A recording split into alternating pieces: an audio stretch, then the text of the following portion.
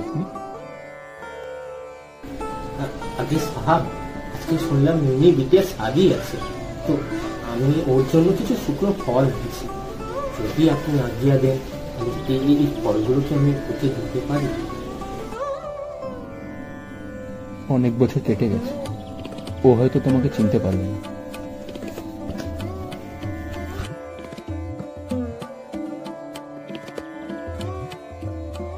বাবা, ইনি কে? আমি কাবুল থেকে আসা ফলবালা আছি। ছোট্ট মিনি বিটি আমায় চিনতো, অনেক গল্পও বলতো।